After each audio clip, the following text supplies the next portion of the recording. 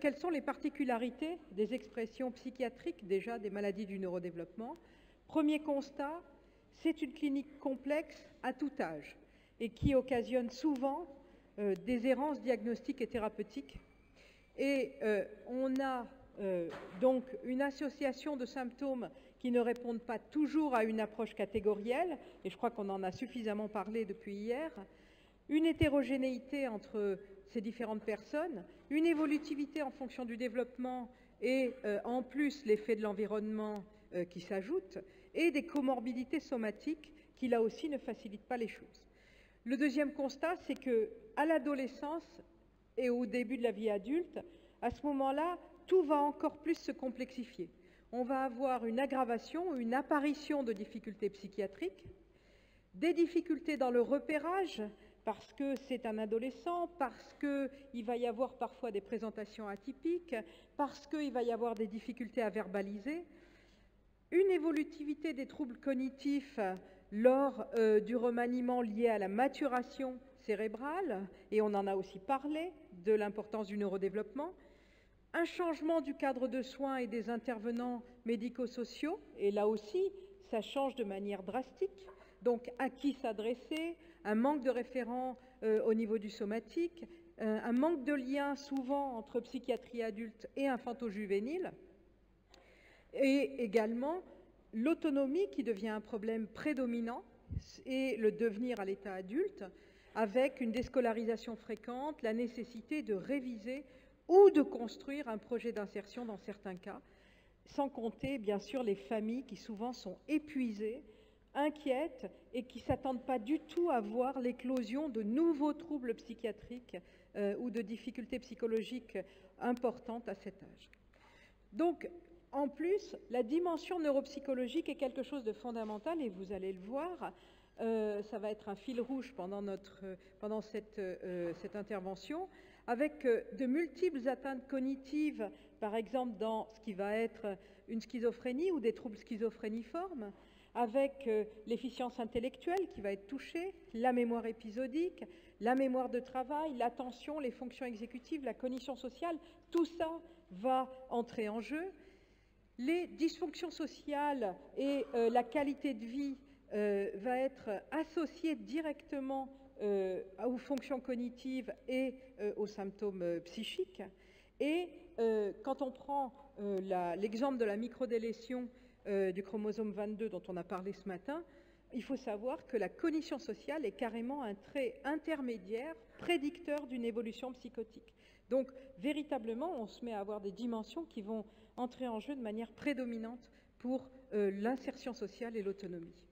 Alors, qu'est-ce qu'on fait, nous, quand on reçoit quelqu'un qui a des troubles du neurodéveloppement et qui vient nous voir? On fait d'abord, bien sûr, une évaluation clinique et on a des questionnaires qui sont adaptés à chaque pathologie, bien entendu. On va tester aussi, on va évaluer l'autonomie, la qualité de vie, l'estime de soi, ça c'est très important pour la réhabilitation et la remédiation cognitive, la conscience des troubles et bien sûr on va faire aussi une évaluation cognitive. On va voir également les antécédents familiaux et faire un déroulé pour la partie génétique qui va concerner finalement la partie recherche et biologique avec la FIGS. On va étudier des marqueurs de vulnérabilité et j'ai mis les signes neurologiques mineurs ou Neurological Soft Signs. On utilise une échelle qui a été développée chez nous par Marie-Odile Krebs. On fait une IRM de haute résolution, donc à Sainte-Anne, et on étudie la morphologie sulcale qui nous donne un indice de maturation des lobes, des circonvolutions cérébrales. Et en cela, on prend les méthodes d'Arnaud Kakia, qui a beaucoup travaillé au département d'imagerie chez nous, avec Jean-François Mangin sur ce point. Un électroencéphalogramme, bien sûr, et ce matin, ça a été dit, il y a dans un certain nombre de cas des anomalies et éventuellement la coexistence de troubles épileptiques. Un bilan biologique étendu, parce qu'il il peut y avoir des problèmes de sélectivité alimentaire, mais il peut aussi y avoir des anomalies métaboliques ou des anomalies biologiques que l'on recherche, bien entendu. Et puis, Claudine en a parlé ce matin, on fait des examens génétiques, CGH-arrêt au minimum, pour essayer de trouver des CNV, et plus si on a des pistes particulières. Alors, l'évaluation neuropsychologique. L'objectif, c'est de dégager un profil cognitif et comportemental pour apporter une aide au diagnostic, pour aider le patient et son entourage à comprendre les difficultés de la personne, expliquer concrètement quelles sont les répercussions fonctionnelles de ces difficultés cognitives au quotidien, et donc, bien sûr, exprimer ça en compétences ou en faiblesse, donc point fort, point faible, et pour élaborer un projet de prise en charge rééducative en fonction des capacités qui sont soit amoindries, soit préservées. Je dirais aussi, comme autre point, de travailler aussi sur les stratégies que le sujet sait mettre en place pour s'appuyer là aussi sur les points forts pour la remédiation. Alors, l'évaluation neuropsychologique, je vous ai mis les tests. On teste l'efficience intellectuelle générale. On teste, bien sûr, quand il y a un retard cognitif, on va adjoindre la Vineland ou la PEP, la vitesse de traitement, on teste l'attention focalisée et si on a des troubles attentionnels, on va se servir de beaucoup plus de tests attentionnels spécialisés de la TAP, par exemple. Les fonctions exécutives, et là aussi c'est très important dans les troubles du neurodéveloppement de bien les détailler parce qu'ils ont des répercussions directes sur la vie quotidienne. La mémoire de travail, la mémoire épisodique, et ça c'est très important parce qu'il faut savoir que par exemple l'apprentissage verbal, si on arrive à l'améliorer, eh bien c'est des points directs pour l'insertion sociale ou l'insertion professionnelle. La cognition sociale, on va y venir, et très important, les fonctions instrumentales, au moins dans le débrouillage, pour voir s'il n'y a pas des pistes vers une dyscalculie, une dyslexie ou une dyspraxie, et à ce moment-là, on va faire appel à des intervenants extérieurs. Pour la cognition sociale, en fait, le réseau francophone de remédiation cognitive et surtout les Sainte-Anne, Lyon et Tours, les neuropsychologues et les médecins ont travaillé ensemble pendant 3 ans pour mettre au point une batterie qu'on a appelée la batterie CLACOS, le camembert de la cognition sociale, où en fait on a un certain nombre de dimensions qui nous permettent après de travailler et de débrouiller vers des programmes de remédiation. Donc c'est une batterie qu'on a presque terminée dans la validation et ça va paraître fin 2020 aux éditions Au Greffe. Donc on a plusieurs dimensions. L'AXO, donc auto-évaluation de la cognition sociale pour le degré de conscience qu'on a des difficultés de cognition sociale. La TREF qui sert à reconnaître les émotions faciales. La théorie de l'esprit que l'on teste avec le masque test, qui est un petit film qui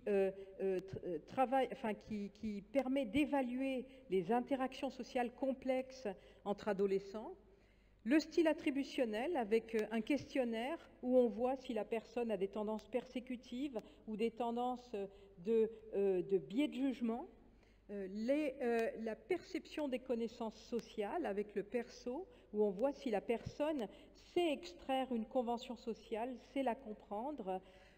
Et puis enfin des questionnaires d'empathie pour voir si quel est le degré d'empathie ou si la personne a des difficultés dans ce domaine. Alors, l'évaluation fonctionnelle et de l'autonomie doit être multidisciplinaire. Donc, après le médecin, après la neuropsycho, vient l'infirmière ou l'ergothérapeute, si on a une ergothérapeute dans son équipe, qui vont évaluer de manière beaucoup plus fine la qualité de l'environnement, si la personne sait gérer son budget, si la personne sait se faire à manger, la gestion des actes de la vie quotidienne, les transports, la gestion du traitement, les relations familiales, amicales et affectives. Et ça, c'est très important et ça fait le lien avec les fonctions cognitives. Et bien sûr, quand il y a des troubles des apprentissages, on demande un bilan complémentaire en ville, parce que nous n'avons pas d'orthophonistes et de psychomotes, et du coup, on essaie de construire un réseau autour de nous pour permettre déjà de commencer à travailler le transfert au quotidien. Les principes de prise en charge, des programmes de remédiation personnalisés qui vont tenir compte de chaque dimension du niveau de développement psychomoteur, souvent des parcours combinés neurocognitifs puis cognition sociale, la reprise de parcours orthophoniques ou psychomotes en ville et le travail en lien, des parcours intégratifs, et je vais y venir, qui intègrent aussi des structures médico-sociales dans notre approche, et des systèmes passerelles comme par exemple l'activité physique adaptée, qui pour nous est un grand médiateur de difficultés, pour les difficultés d'interaction sociale. Alors, 3 principes dans les programmes de remédiation cognitive. Premier principe, le training cognitif. On en a parlé ce matin, c'est faire beaucoup d'exercices cognitifs, mais si on ne fait que ça, la personne va par exemple devenir championne de la tour de Hanoï, mais ça ne va rien lui apporter au quotidien. Et les premières méta-analyses, la méta-analyse de Perry en 2001, montraient tout à fait ça, c'est-à-dire qu'ils étaient super améliorés sur un exercice, mais ça ne changeait rien à leur quotidien. Ensuite est venue l'idée qu'il fallait adjoindre des stratégies pour arriver finalement à compenser dans ces résolutions de problèmes complexes du quotidien. Et c'est là que la remédiation cognitive a commencé à apporter des bénéfices. Et donc, on doit faire beaucoup d'exercices, des exercices avec une difficulté graduelle et fournir des stratégies pour résoudre les tâches complexes. Et bien sûr, on doit se servir aussi de toutes les possibilités d'adapter l'environnement pratique ou social du sujet. Alors, on a des programmes personnalisés, donc, en fonction du profil de la personne. Quand on a des personnes qui ont de sévères difficultés d'autonomie ou des difficultés cognitives sévères, voire une déficience intellectuelle légère, on a certains programmes. Donc là, j'ai cité l'IPT, Integrated Psychological Therapy, qui se fait en groupal et qui est plutôt centré autour de thérapies cognitives sur des principes neuropsychologiques. On a développé avec Pascal Piolino, et je crois Pascal a travaillé avec Alain Berthoz sur le modèle d'une ville virtuelle qui est vraiment très intéressante pour nous, où la personne qui a des difficultés à planifier son quotidien va être immergée dans une ville virtuelle avec des quartiers, avec un supermarché, avec un appartement, et on est en train de valider ça dans un PHRC pour apprendre en groupe à planifier et à échanger des stratégies efficientes pour résoudre les problèmes du quotidien. Pour les personnes qui ont donc de grosses difficultés cognitives, on utilise notre méthode de choix, c'est l'ACRT, Cognitive Remediation Therapy, qui va mettre le focus sur l'attention, la mémoire et la planification, tout en individuel et en papier-crayon. Et on est en train de voir avec Tours, parce qu'eux, ils ont pris cette méthode et ils arrivent à faire des petits groupes de 2-3 personnes. Et ça nous intéresserait beaucoup de pouvoir grouper avec 2-3 personnes. Cette méthode, on l'utilise déjà, nous, dans la déficience intellectuelle légère. Pour les personnes qui ont une efficience plus importante, des ressources cognitives plus importantes, mais qui sont désorganisées, qu'il faut recadrer, ou bien pour lesquelles il y a des difficultés à être en groupe, on utilise le programme RECOS, donc remédiation cognitive dans la schizophrénie, mais en fait, ce n'est pas que dans la schizophrénie, finalement, où on alterne ordinateur et exercice papier-crayon avec un travail tout particulier au niveau des stratégies du quotidien. Et puis, une méthode qu'on utilise beaucoup, c'est la méthode NIR, donc pour Neurocognitive Educational Approach of Remediation, où en fait, on combine stratégie d'apprentissage, motivation et neuropsychologie. Et donc, dans un premier temps, on prend les personnes et on les fait travailler sur un portable en groupe avec des principes Montessori où il y a des principes d'entraide autour d'exercices neuropsychologiques où ils ont des difficultés. Ensuite, au bout de 30 minutes, ils ferment le portable, ils échangent les stratégies entre eux, et puis 30 autres minutes pour travailler en groupe sur les thèmes importants du transfert au quotidien, à quoi ça sert de savoir planifier, à quoi ça sert, etc., avec des exercices pratiques. C'est une méthode qui est très appréciée des adolescents, et chez Catherine Doyen, qui est l'autre partie du C3RP à Sainte-Anne, côté enfants, elle a adapté la méthode NIR pour les grands enfants, et ils ont des groupes vraiment très intéressants avec cette méthode. Et nous, on utilise énormément la méthode NIR dans notre service. En cognition sociale, pareil. Donc, pour les troubles de la reconnaissance des émotions, si la personne n'est que en difficulté sur cette dimension, on utilise en individuel la méthode Gaïa, avec un support également de réalité virtuelle, et on travaille autour du morphing et de la discrimination des émotions faciales. S'il y a des anomalies en théorie de l'esprit ou des biais d'attribution avec ce qu'on appelle des sauts aux conclusions hâtives, où la personne a des tendances persécutives ou bien de mésestime de soi, on travaille avec la méthode SCIT, Social Cognition Interaction Training, et on a même développé un SCIT pour les gens qui ont des difficultés d'hypothéorie de l'esprit, qui n'arrivent pas à inférer des hypothèses par rapport à une situation. Et donc maintenant, on a toujours des groupes SCIT normal et SCIT hypotome, où on met plus volontiers des personnes avec autisme et des personnes avec schizophrénie d'apparition précoce. Et puis, un programme qui est très intéressant et qui se fait en individuel, c'est le programme RC2S qui a été développé à Lyon par Élodie Pérou, où on traite les anomalies multiples de la cognition sociale et on travaille autour des interactions sociales complexes. Et à chaque fois, pour ces méthodes, il y a des exercices à faire dans la vie quotidienne. Alors, vous voyez, on peut avoir des schémas décisionnels et des orientations pour la cognition sociale en fonction de ces bilans de débrouillage où, en fait, on sait à peu près où se diriger en fonction des profils cognitifs que l'on observe, avec en même temps, pour les personnes autistes, beaucoup aussi d'entraînement aux habiletés sociales qu'on doit devoir associer une fois qu'ils ont fini un groupe de cognition sociale pour essayer d'approfondir et de maintenir les acquis qu'ils ont eus dans des programmes de cognition sociale. Pour l'enfant, il y a aussi des méthodes. Donc Caroline Demilly est en train de valider la méthode Cognitus et moi, au niveau avec une méthode informatisée qui cible les troubles attentionnels et visio-spatiaux pour l'enfant avec déficience intellectuelle légère. Et puis, l'équipe tunisienne de réhabilitation donc, à Tunis, autour des professeurs Bouden et Rorbel, a développé un CRT enfant. Ils l'ont développé en français et en arabe simple littéraire. Ils l'utilisent dès l'âge de 6 ans. Ils l'ont validé dans l'autisme de haut niveau, dans les troubles 10 et dans le TADA. Et donc, elles sont les deux, leur équipe organise régulièrement des formations. La prochaine va avoir lieu en janvier.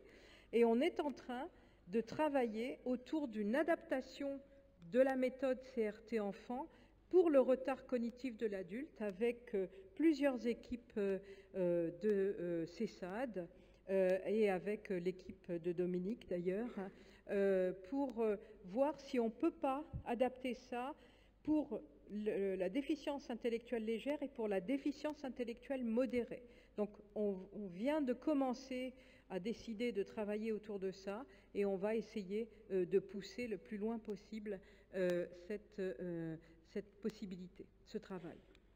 Alors comment est-ce qu'on fait cette orchestration à partir de toutes ces méthodes? D'abord, on postule que les difficultés cognitives sont un trait transnosographique.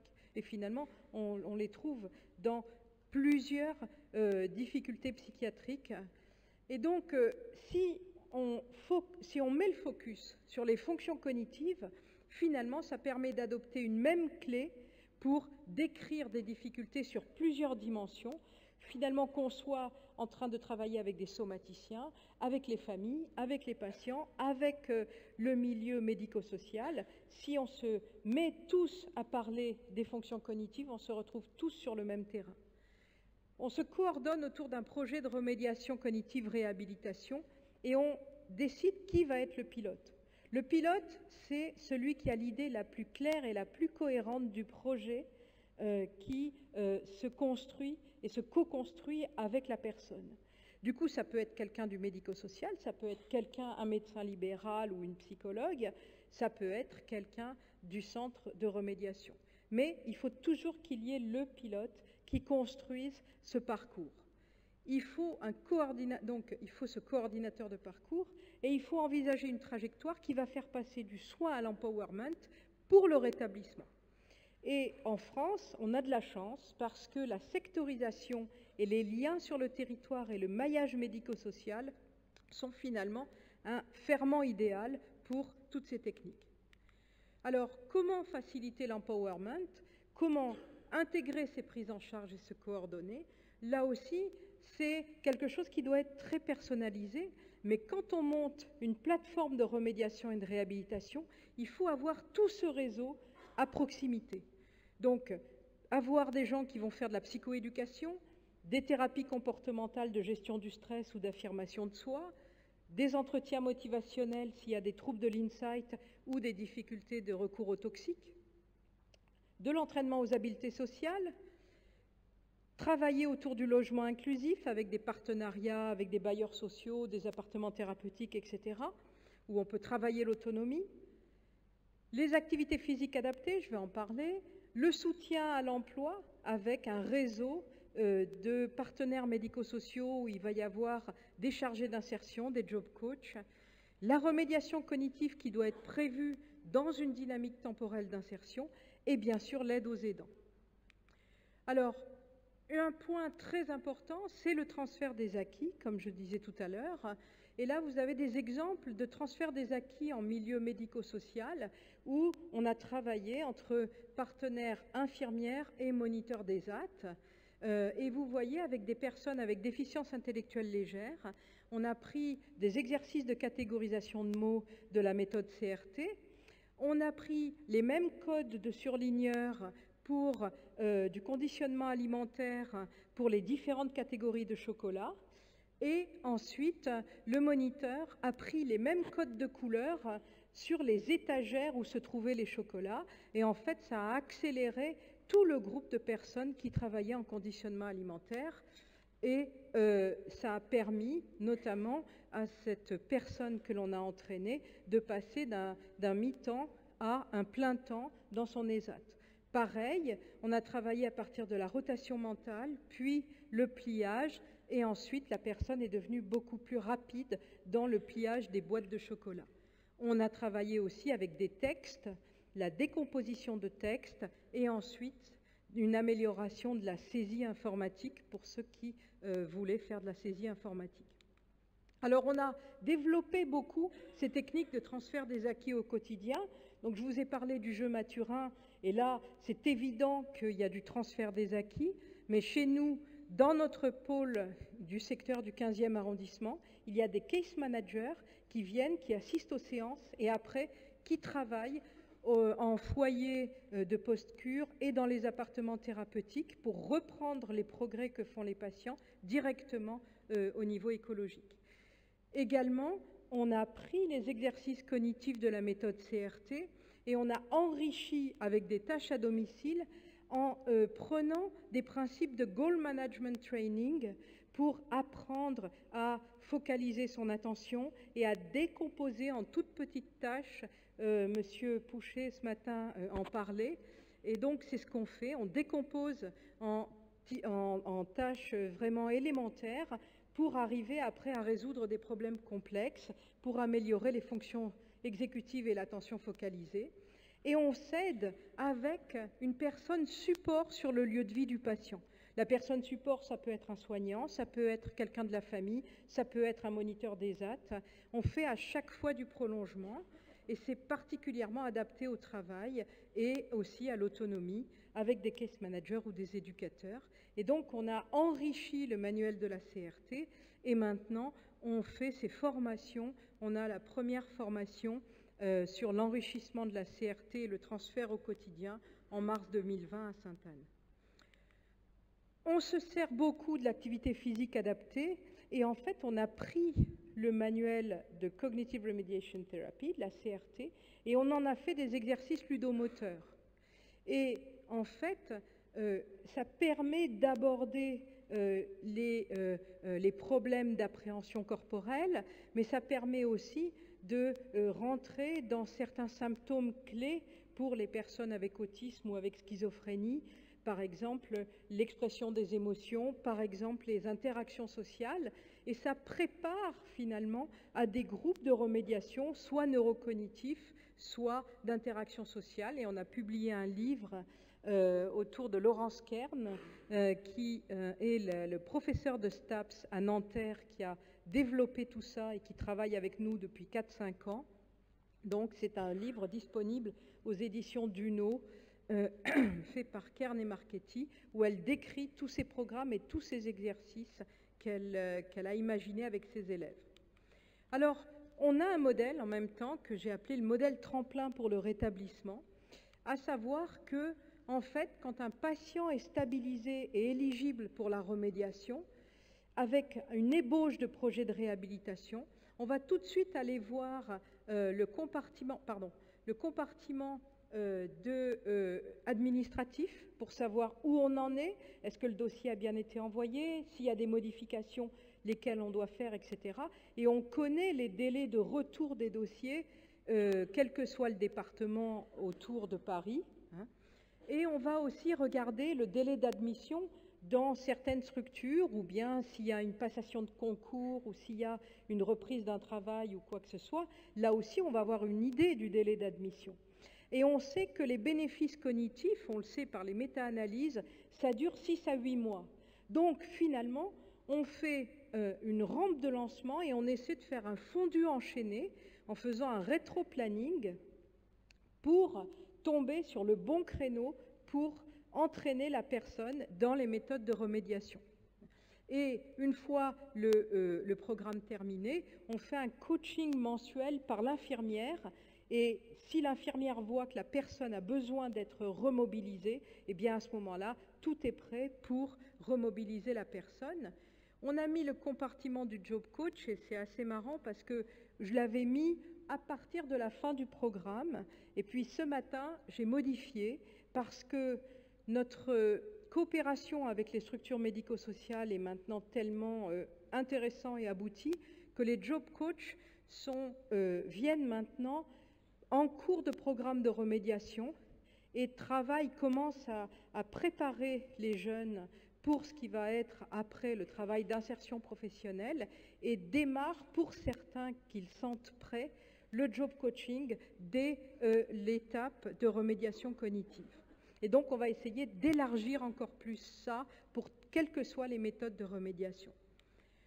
On a fait un réseau de remédiation cognitive et réhabilitation sur Paris, où en fait on a déposé un projet qui a été adopté pour un C3RP bis sur le nord de Paris, c'est le macaron jaune que vous avez, et on a aussi une plateforme de remédiation et réhabilitation pour tous les patients chronicisés du groupe hospitalier universitaire parisien, et qui est monté aussi sur les mêmes principes que le C3RP.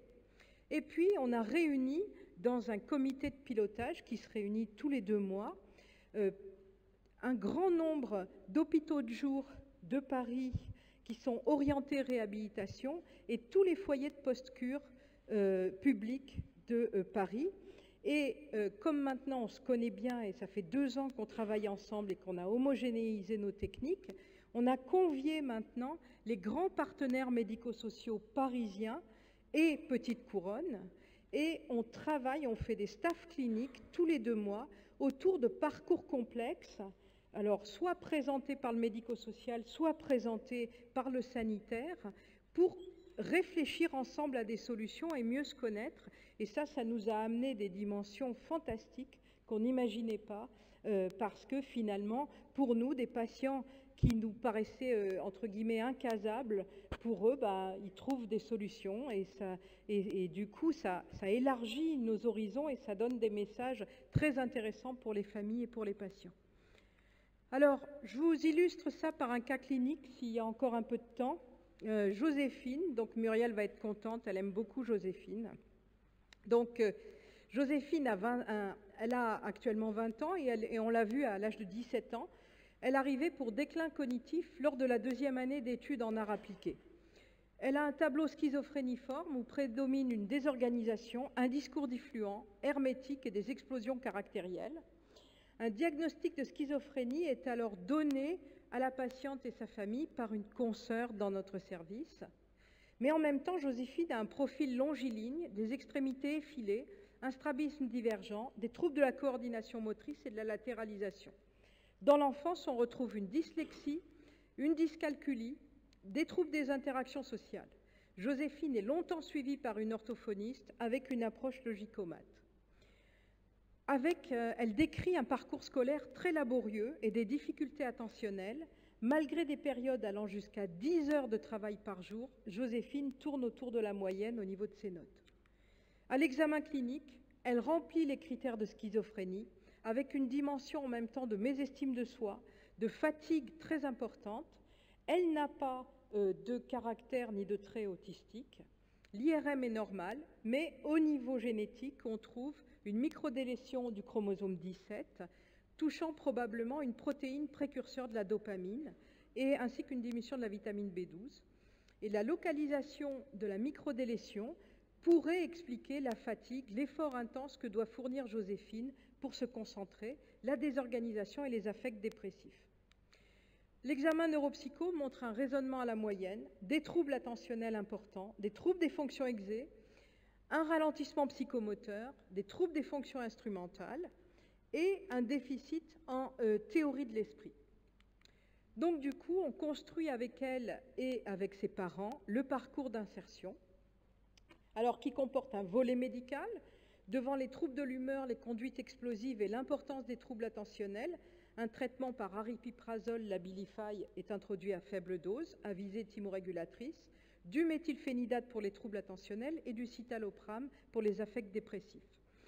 Le volet cognitif, elle est entraînée par une de nos neuropsychos sur la méthode CRT, papier-crayon, avec des scripts d'action pour l'aider à la prise de notes dans ses études.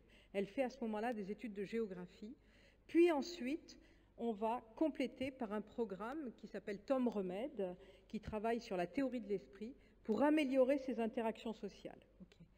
Le volet administratif, on introduit un dossier MDPH dès le diagnostic génétique, volet hygiène de vie, de l'activité physique adaptée pour être plus à l'aise dans son corps et faire des exercices cognitifs. Le volet fonctionnel, on demande le concours du SAMSA-Prepsi pour les jeunes de moins de 25 ans. Donc c'est une unité qui se trouve juste à côté de Sainte-Anne et qui ne comporte que des case managers qui vont l'aider dans les études et la vie quotidienne, dans la prise de contact avec la famille au domicile, dans la surveillance de son alimentation. Le SAMSA-Prepsi négocie aussi un aménagement dans ses études et son souhait est donc d'avoir une formation d'aide bibliothécaire. Donc on va vouloir déposer un dossier d'admission et on prend contact avec un ESA Tort-les-Murs qui se trouve à Belleville et qui forme là-dessus. L'évolution, Joséphine est plus calme et pondérée avec le traitement, le climat est plus apaisé à la maison, mais son père trouve que sa fille a changé et a perdu sa spontanéité. Il y a un travail conjoint entre le neuropsychologue qui délivre la remédiation et l'orthophoniste de Joséphine. Suite à l'activité physique adaptée, Joséphine se fait offrir un forfait pour une salle de sport, change de look, devient plus coquette et élégante et prend la décision de se faire opérer de son strabisme. Avec le SAMSA, elle fait un stage dans la bibliothèque municipale et la ludothèque, mais il y a un gag, elle habite dans le 93 et là, on ne savait pas, mais le retour d'un dossier MDPH, c'est 18 mois et pas 12 mois comme à Paris. Du coup, la rentrée pour la formation d'aide bibliothécaire est loupée, ça la démotive totalement, et en plus, elle se plaint de manière récurrente de sa fatigue et trouve que le méthylphénidate ne l'aide pas. On arrête alors le traitement, on introduit du pramipexole, un analogue dopaminergique, pour réduire la fatigue et la désorganisation. Avec le pramipexole, elle va se sentir vraiment bien, elle va avoir envie de bouger, elle va même terminer un mémoire qu'elle n'arrivait pas à terminer, mais le problème, c'est que ça lui fait des bad trips, et après, elle se sent extrêmement dépressive et elle pleure. Donc, ensuite, elle décide d'un coup de renoncer à être aide bibliothécaire parce qu'il y a une trop grande fatigabilité. Elle veut arrêter tout traitement parce qu'elle ne supporte pas ces bad trips de pramipexole et elle n'aime pas être fatigable comme ça avec ce qu'elle prend. Mais elle continue à être suivie. Elle se sent bien, elle a entrepris de la boxe française, redevient un peu explosive, mais c'est gérable. Du coup, l'idée émerge dans l'équipe que renoncer au projet pour elle, ce n'est pas forcément un échec, mais ça peut être un début d'empowerment. L'évolution se fait alors vers le rétablissement. Elle rejoint une association de jardins dans la ville, avec des jardiniers et des bénévoles qui lui apprennent l'horticulture. Elle est embauchée dans des chantiers d'insertion. Elle fait une candidature dans une école renommée de paysagistes et elle est admise. Elle reprend maintenant contact 2 fois par an, toujours chez nous, pour nous dire où en sont ses progrès. Et elle trouve que c'est très fatigant, mais elle adore ça. Et donc le bilan neuropsychologique qui est fait à ce moment-là est normalisé. Et pour le moment, elle continue. Donc en conclusion, ces prises en charge sont très complexes, mais c'est un défi majeur à relever. Ce sont des parcours personnalisés, intégratifs et coordonnés au maillage médico-social du territoire, et c'est possible en France. Les outils sont disponibles, et donc il faut peut-être les adapter dans certains cas. Il faut pouvoir en même temps travailler autour du retard cognitif, et ça c'est notre nouveau challenge. La question des moyens pour proposer ces parcours se pose, et ça c'est vraiment direct, un message pour nos autorités de tutelle. Et donc, pour nous, une nouvelle ère a débuté dans une construction synergique et cohérente entre équipes sanitaires et médico-sociales dans la réhabilitation. Je vous remercie de votre attention et voilà toutes les équipes qui ont travaillé là-dessus.